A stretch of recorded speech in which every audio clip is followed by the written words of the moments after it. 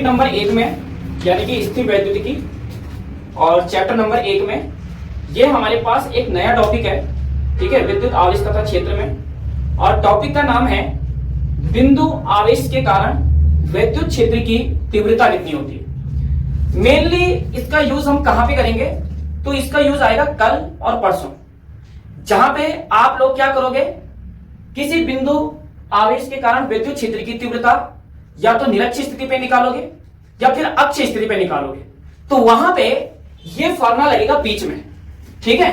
तो अगर मैं डायरेक्टली आप लोगों को यहां पे निरक्ष स्थिति वाला टॉपिक करवा देता कि निरक्ष स्थिति में विद्युत क्षेत्र की तीव्रता कितनी होती है या फिर अक्ष स्थिति में विद्युत क्षेत्र की तीव्रता कितनी होती है, तो उसमें बीच में ये वाला फॉर्मूला लगेगा, यानी कि इसका व्यंजक लगता है। तो तुम्हारे दिमाग में यही क्वेश्चन रहता कि एक्चुअल में ये व्यंजक निकल कहां से रहा है, ठीक है, जो कि एक फॉर्मूले के रूप में वहां पे काम करता है। और कभी कभी अगर हम बात करें कि बोर्ड एग्जाम में ये क्वेश्चन कैसे पूछा जाएगा या किस प्रकार से ये क्वेश्चन आप लोगों के पास बन के आएगा, तो यह आएगा कि बिंदु आवेश के कारण विद्युत क्षेत्र की तीव्रता के लिए व्यंजक निकालिए, ठीक है, या इसका तीव्रता कितनी होती है। तो आप चाहे तो यहाँ पे ऐसा भी लिख सकते हो कि बिंदु आवेश के कारण विद्युत क्षेत्र की तीव्रता के लिए व्यंजक, ठीक है। तो जैसे कि मैंने अभी बताया कि किस प्रकार से ये क्वेश्चन बन के आएगा, के लिए व्यंजक बहुत इंपॉर्टेंट रहेगा कल के लिए, ठीक है, यही इसका बेसिक है। अच्छा, दूसरी चीज यहां पे एक चीज और ध्यान रखना है, तो मैंने तुम्हें यह बताया था कि इसमें 3 चीजें लगेंगी, डायग्राम, डेरिवेशन एंड न्यूमेरिकल्स, ठीक है। तो सबसे पहले मैं क्या कर रहा हूं, डायग्राम बना रहा हूं। तो पहले आप लोगों को इसमें डायग्राम के कॉन्सेप्ट को समझना है। जब डायग्राम का कॉन्सेप्ट आप लोगों को समझ में आएगा तो आप लोगों को फिर डेरिवेशन लिखनी है, और जब डेरिवेशन आप लोग लिख दोगे तो फिर इसका व्यंजक निकालने के लिए हम इसका न्यूमेरिकल लगाएंगे, जो कि बहुत ही इजी है, ठीक है। अगर आप लोगों ने पीछे की जो छोटी छोटी बेसिक कॉन्सेप्ट हमारे पास है, जैसे कि विद्युत क्षेत्र किसे कहते हैं, विद्युत क्षेत्र की तीव्रता किसे कहते हैं, विद्युत क्षेत्र की तीव्रता के लिए फॉर्मूला क्या होता है, अगर आप लोगों ने वो सारी चीजें पढ़ रखी हैं तो आप इस व्यंजक को बड़े इजीली और आराम से निकाल सकते हो।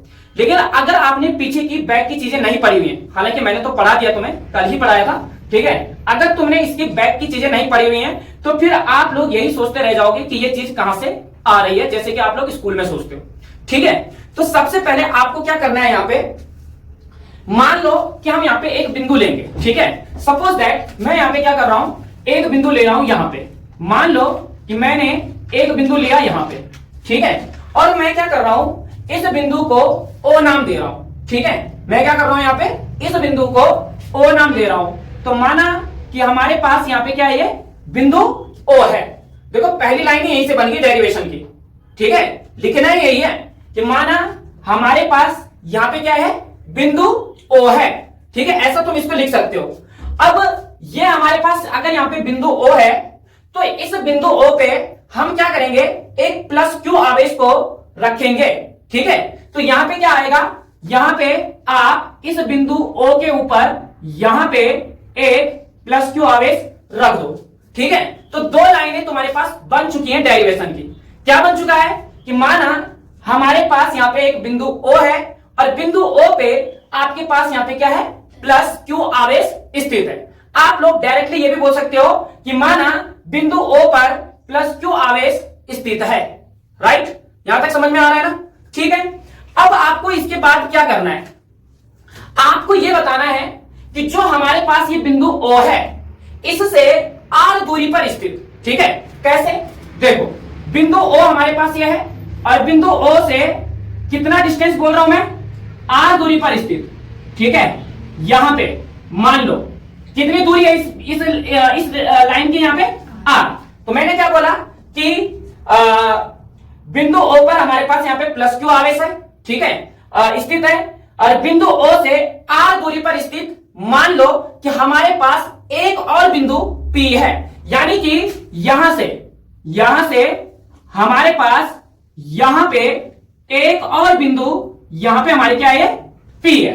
अच्छा, डेरिवेशन कैसे बनेगी, देखो कि माना हमारे पास O बिंदु पर प्लस Q आवेश स्थित है, बिंदु O से R दूरी पर स्थित एक बिंदु P है। समझ में आ रही ना मेरी बात, क्या बोला, फिर से बता रहा हूं, एक बार समझने का प्रयास करो। हमने ये बताया कि माना हमारे पास एक बिंदु O है, बिंदु O पे प्लस Q आवेश स्थित है। बिंदु O पे क्या है? प्लस Q आवेश स्थित है। बिंदु O से इस पूरी लाइन की दूरी कितनी है? R। तो बिंदु O से R दूरी पर स्थित हमारे पास एक क्या है यहाँ पे? बिंदु P है, और इसी बिंदु पर P पर हमें इंटेंसिटी ऑफ इलेक्ट्रिक फील्ड ज्ञात करना है। मतलब कि यहीं पे हमें वैद्युत क्षेत्र की तीव्रता क्या करनी है? ज्ञात करनी है। यानी कि इस लाइन को तुम ऐसे हल्का हल्का डैश डैश से दिखाओगे और यहीं पे हमें वैद्युत क्षेत्र की तीव्रता E क्या करनी है? यहाँ पे ज्ञात करनी है। E का मतलब क्या है यहाँ पे? वैद्युत क्षेत्र की तीव्रता। क्लियर हो रही मेरी बात यहां तक? अब यहाँ पे तुम्हें क्या करना है, थोड़ी देर के लिए माना फिर से कि जहां पे हमारे पास ये बिंदु P है, इस बिंदु P पर हम एक परीक्षण आवेश लेंगे। ठीक है, यानी कि हम यहां पे इस बिंदु P पे हम एक परीक्षण आवेश Q0 रखेंगे। तो मैंने क्या किया, इस बिंदु P पर एक परीक्षण आवेश क्या रख दिया? यहाँ पे Q0 रख दिया। अब डेरिवेशन में एक और लाइन ऐड हो गई।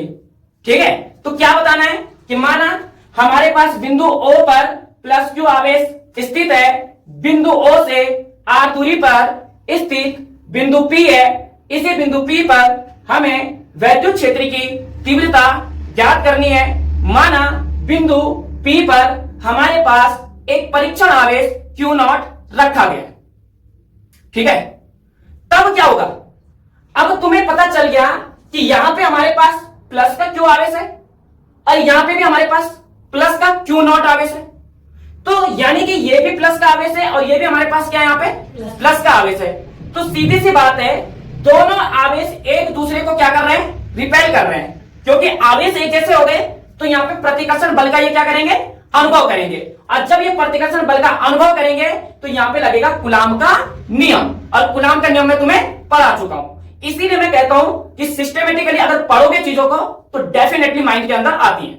समझ में आ रही ना मेरी बात? तो एक बार मैं फिर से डेरिवेशन बना के बता रहा हूं, क्या क्या चीजें मैंने बोली। अगर छूट गई हो तो उनको एक बार अपने माइंड में रीड करते हुए चलना। मैं एक बार फिर से रिपीट कर रहा हूं। देखो, माना कि हमारे पास एक बिंदु O है। ठीक है, बिंदु O पर हमारे पास एक प्लस Q आवेश स्थित है। बिंदु O से R दूरी पर स्थित हमारे पास एक बिंदु P है। ठीक है, इसी बिंदु P पर हमें वैद्युत क्षेत्र की तीव्रता E ज्ञात करनी है। माना बिंदु P पर Q0 आवेश स्थित है।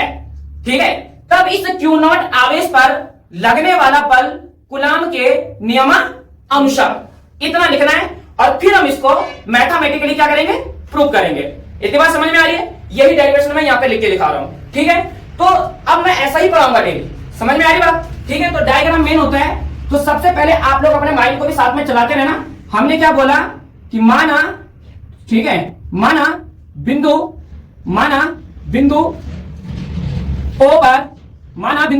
O पर प्लस Q आवेश स्थित है। ठीक है, माना बिंदु O पर प्लस Q आवेश क्या यहाँ पे स्थित है। लिखने का प्रयास नहीं करोगे, अभी केवल समझोगे। तो ये हो गया, माना बिंदु O पर प्लस Q आवेश स्थित है बिंदु O से। फिर मैंने क्या बताया था?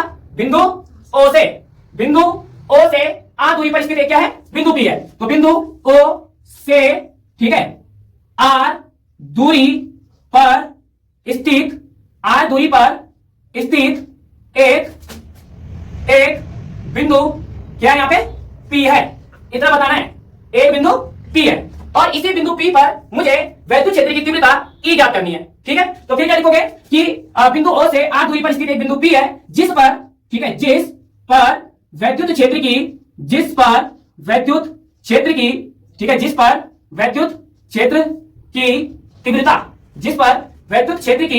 तीव्रता ज्ञात करनी है।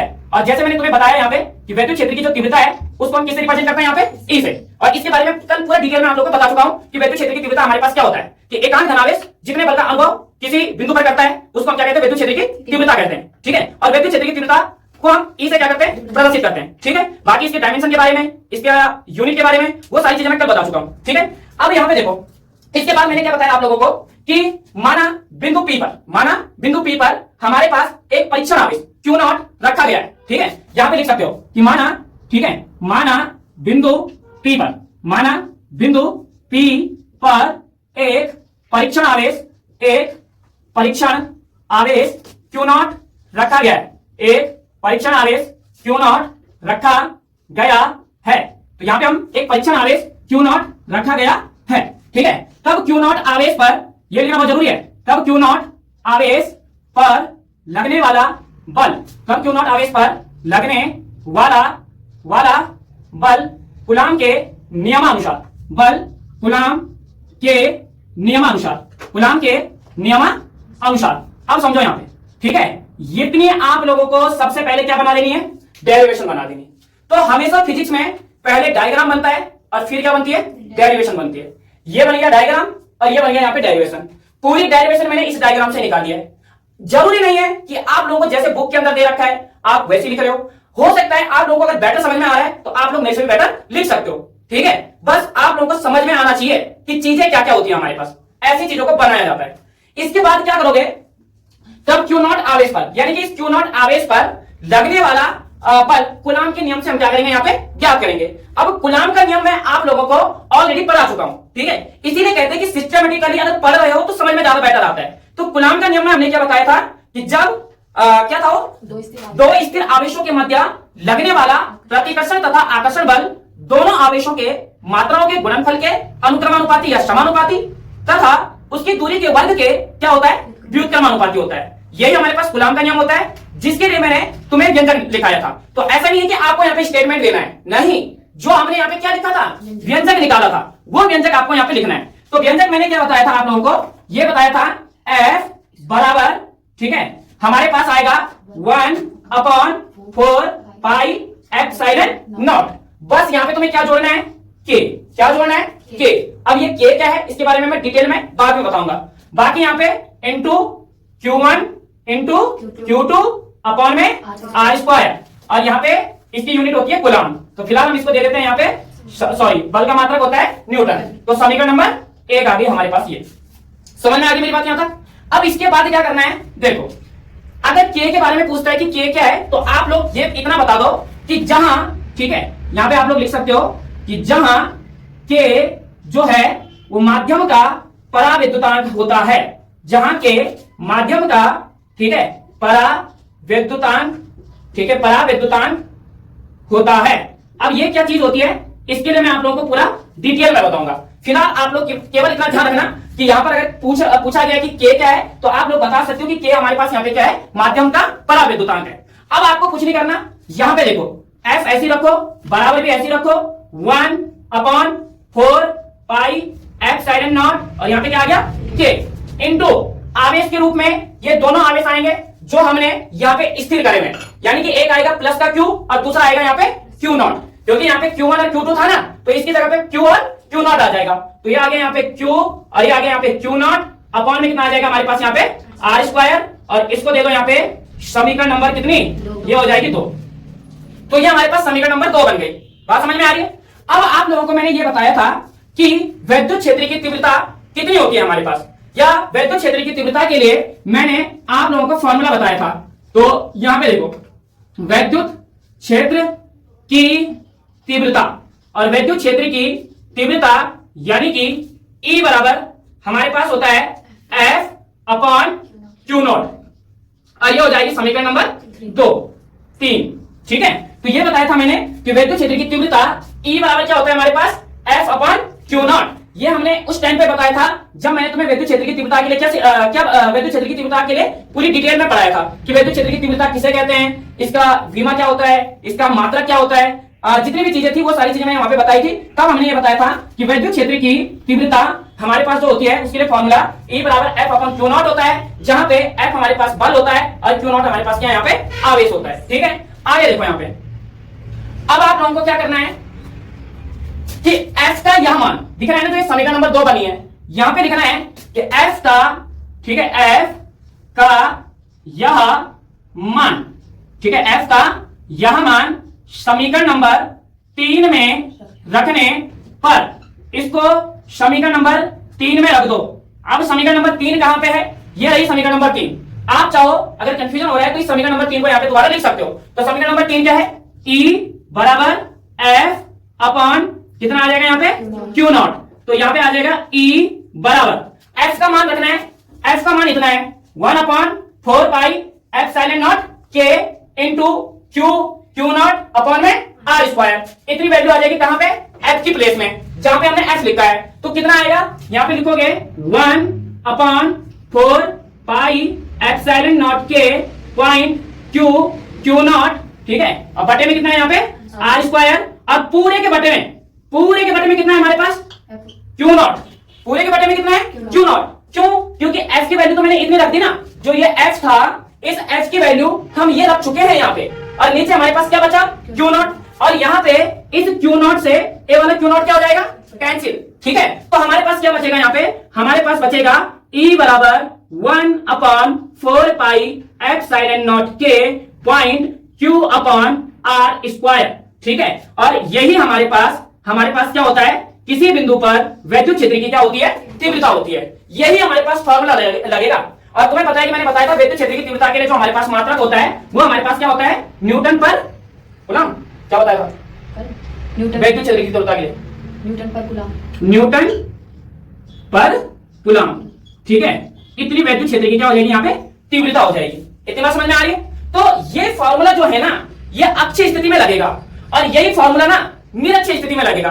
तो जो वहां पे स्टूडेंट्स होते हैं ना, वो ये सोचते हैं कि ये चीज निकली तो निकली कहां से, ठीक है। तो अगर आपको ये पूछा गया कि किसी बिंदु आवेश के कारण विद्युत क्षेत्र की तीव्रता कितनी होती है, तो आप लोग बताओगे E = 1/4 pi epsilon naught k point q upon r square newton per coulomb. इतनी हमारे पास विद्युत क्षेत्र की यहाँ पे क्या होती है, तीव्रता होती है। लेकिन यहाँ पे एक और कमाल की चीज है, देखो, ठीक है। वायु और निर्वात में, ठीक है, वायु और निर्वात में, ये शब्द में मैं तुम्हें समझाऊंगा। वायु और निर्वात में जो ये K है ना, इस K का मान कितना होता है, 1 होता है। वायु और निर्वात में इस K का मान कितना होता है, यहाँ पे 1 होता है। ये जो K है इसका मान कितना हो जाएगा, 1 हो जाएगा। तो ये कितना लिखेंगे हम इसको, E बराबर 1/4 पाई एप्सिलॉन नॉट, और यहाँ पे इंटू करके कितना लिखने K की प्लेस पे 1, पॉइंट में क्या आ जाएगा Q और अपॉन में R स्क्वायर।